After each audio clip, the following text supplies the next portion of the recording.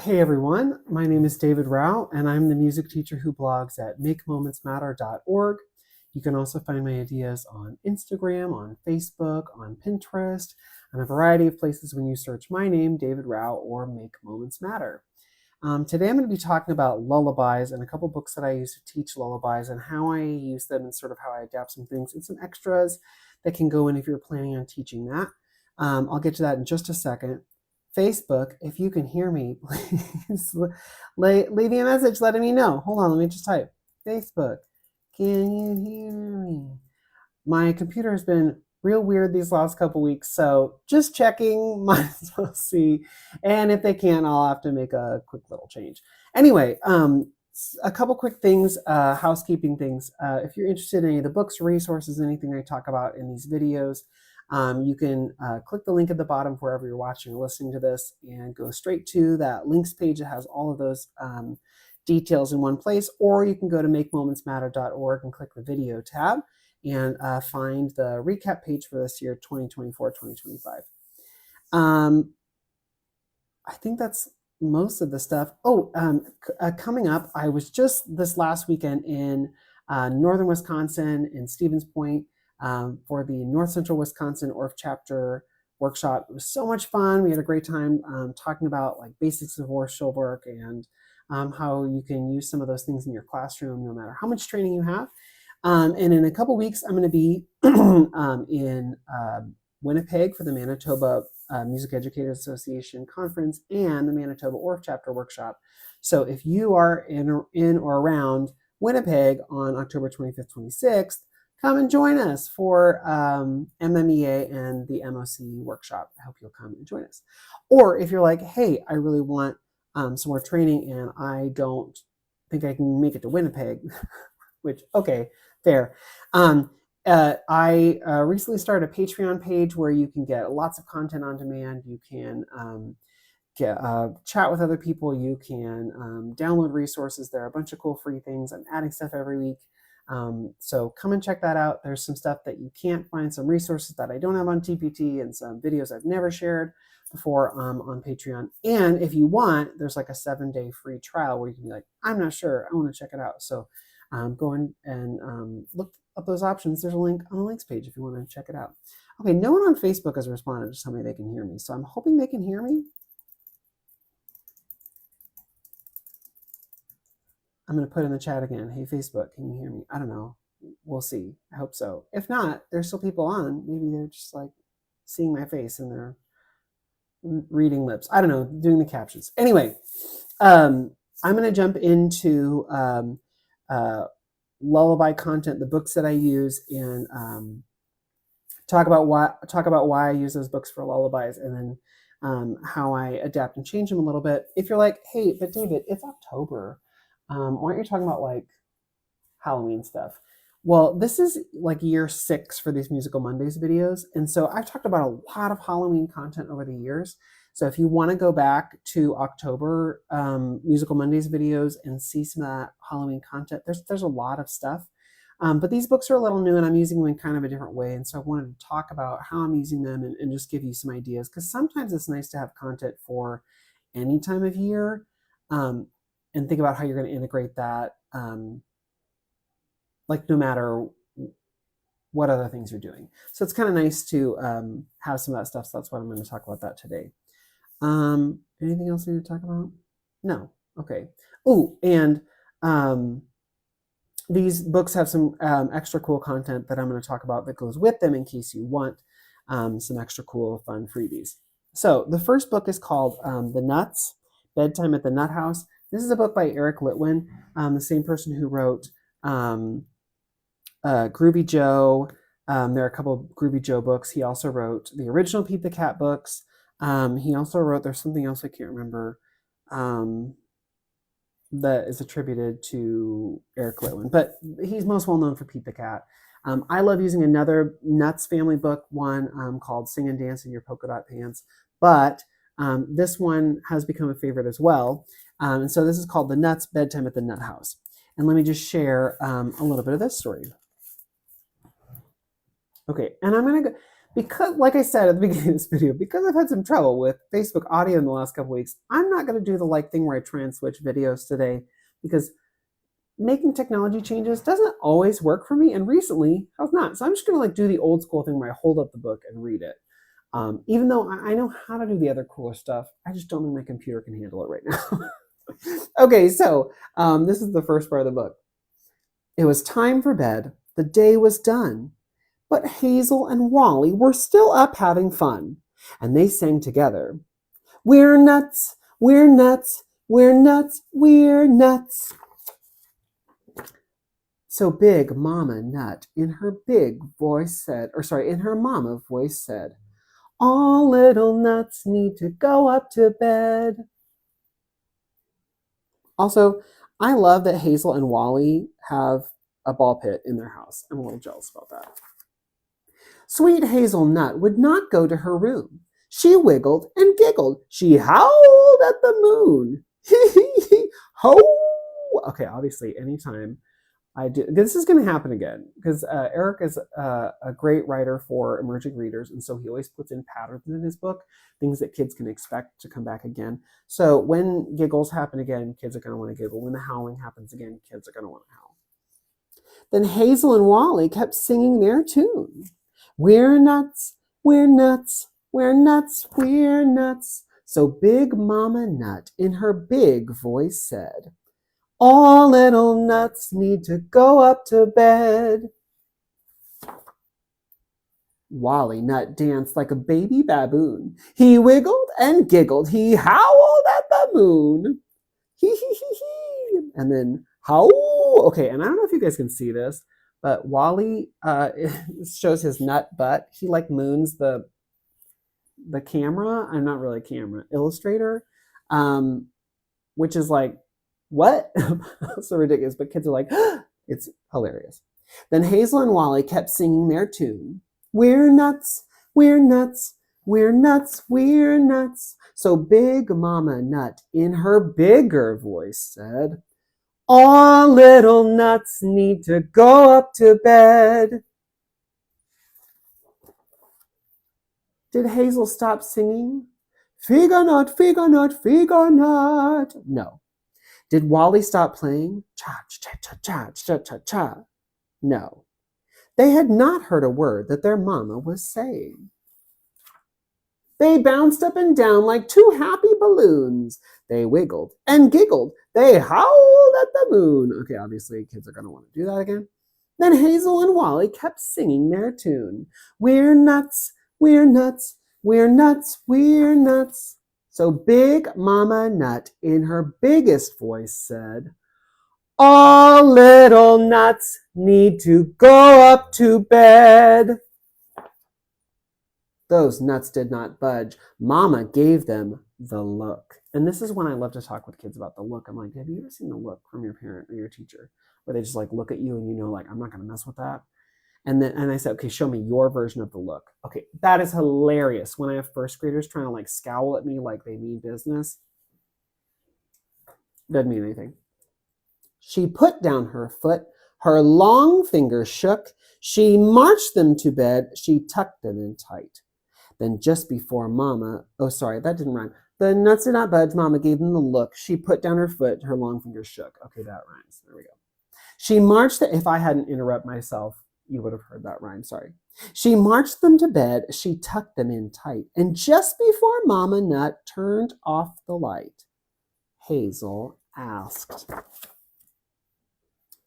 are we still your sweet little nuts? So Big Mama Nut said, no matter what, you will always be my sweet little nuts. And that nutty family sang together. We're nuts, we're nuts, we're nuts, we're nuts. All little nuts need to go up to bed. Okay, I added the all little nuts need to go up to bed, but it'd be weird if I didn't add that part. And all was calm and nutty and right. So Mama Nut turned off the light. Good night, little nuts. Good night. And then at the end, you have an extra bonus lullaby. Good night, little nut, good night. Good night, little nut, good night. I love you the way you are. You're my nutty shining star. Good night, little nut, good night. The end. Okay, and then at the end, the squirrel, which I think is kind of surprising, is like Hazel and Wally's friend, because don't squirrels like try to like eat acorns and walnuts and things, but whatever. The squirrel reminds us, download the free song and lullaby and have a nutty sing-along at thenutfamily.com. So if you have this book, there's actually a free download. Eric Litwin, because he was a teacher, a third grade teacher, and because he knows that teachers like need more help and resources and support, he recorded himself reading the book.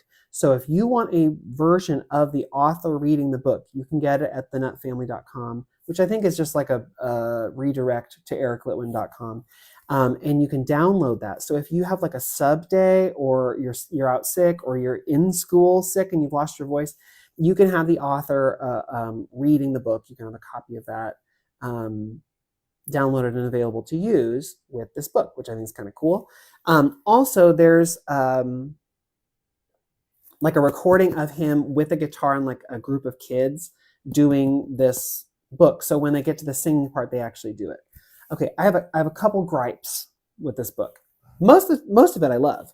A couple little gripes. The first one is, if you use that recording I just talked about, instead of them singing their song, the kids in the recording shout. And I don't love that, because we just spent like all this time talking about the difference between singing voice and shouting voice.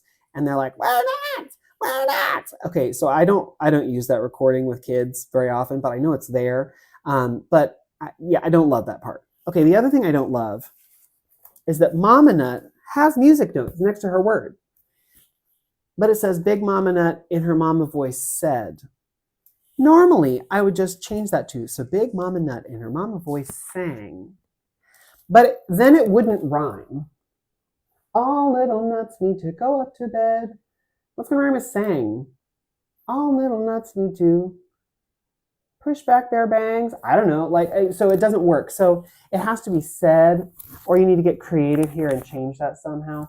But kids don't really worry about that. It's just that I read it with every class. So like every time I do it, and you have to say that like, I don't know, like 5 or 6 times in the book. So like every time I do it, I'm like, it's actually sang. She didn't like say it. She actually sang. Anyway, but things I love about this. Those are the 2 things that I'm like, kind of annoying. But things I love about this book. 1, kids can relate to this, not wanting to go to bed. Kids can also relate to being told to do something and not doing it, and then being told again with a slightly louder voice and not doing it, and then being told again, and then the adult or whoever, the grown-up, is like, I mean it, and then finally getting the look and then having it. Kids get that. They understand that. So because they know that, this story makes sense to them. So what I do is I talk about how like every time Mama Nut sings, what happens to her voice? Well, she gets a little bit louder, right? So she sings just a little bit more.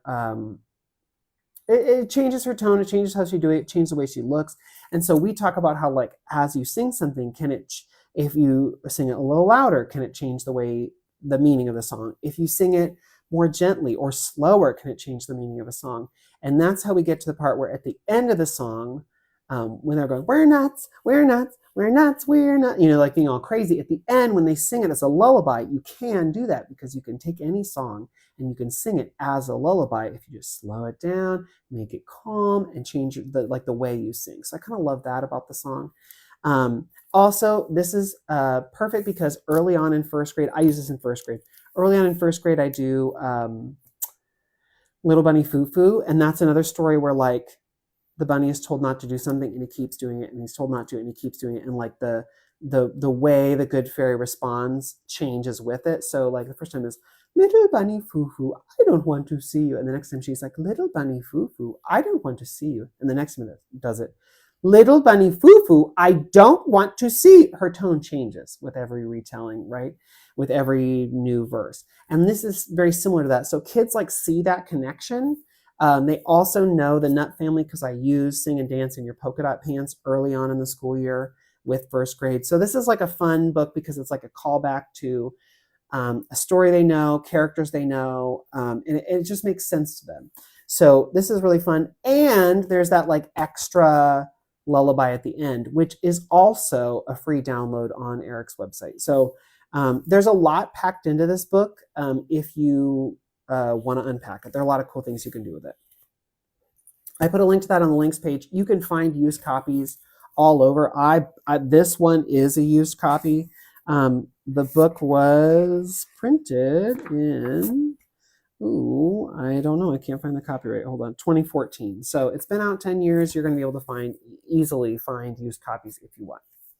So this is one book that I use talking about Lullaby. It's actually the first one that I use talking about Lullaby.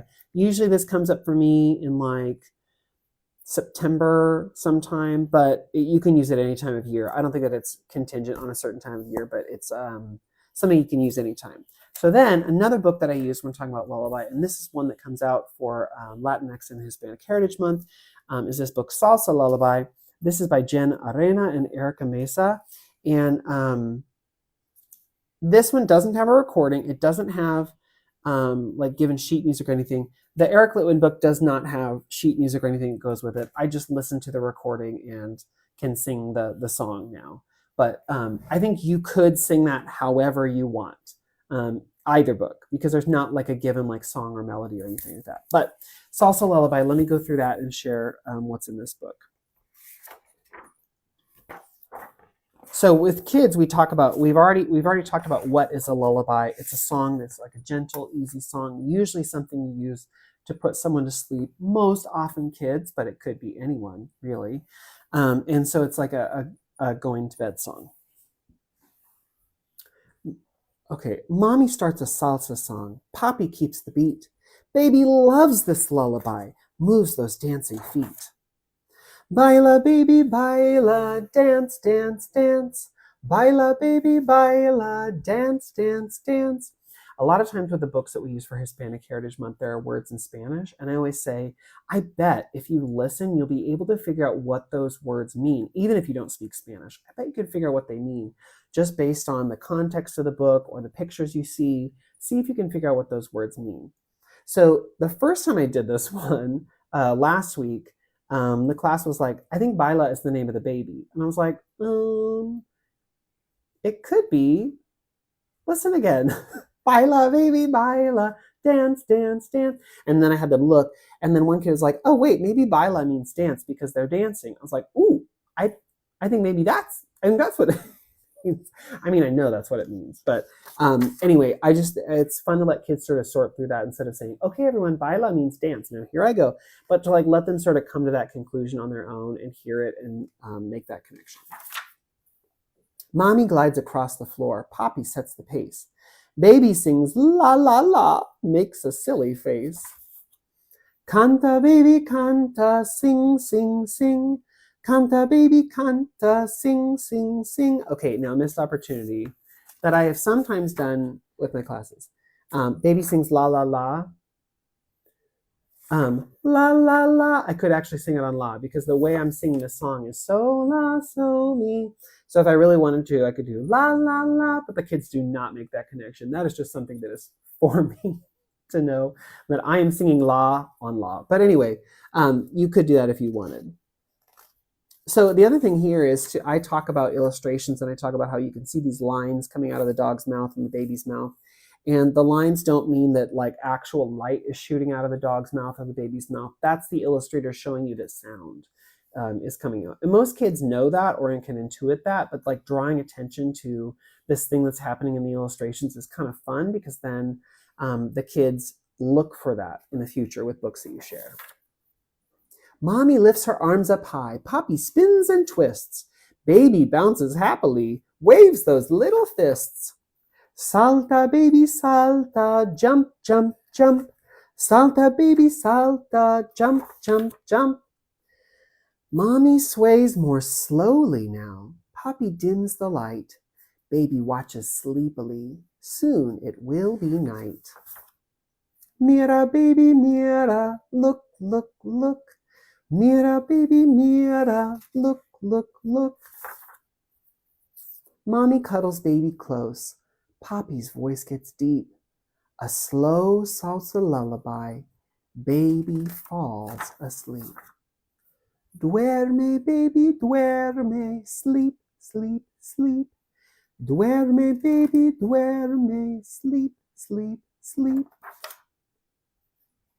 Buenas noches, good night. Yeah, I usually speak that one, but you could sing it too if you want.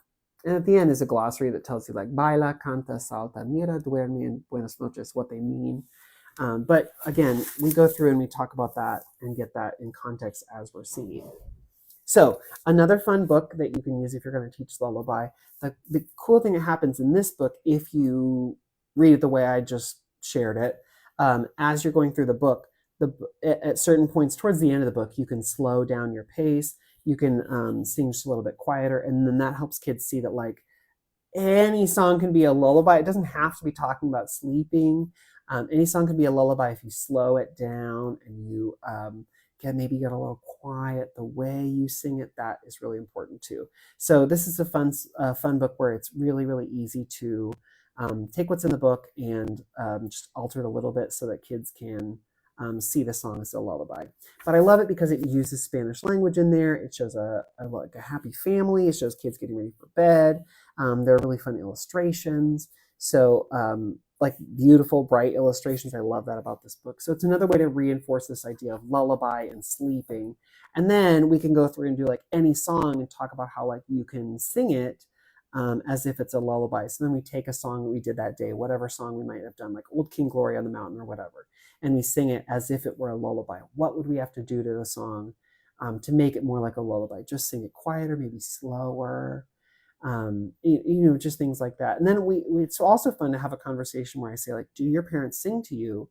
Do they sing with you? Do they sing at nighttime? Like, does anybody have that happen? And so it's just fun to have that conversation or to talk about what is music like at home. Like, do you sing with your parents? You can. Why not?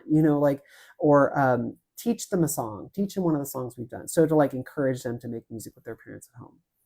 Anyway, both these books are really fun books. There are many more cool books out there, but I like both of these because they both can involve a lullaby, but they're not like, it's not a book.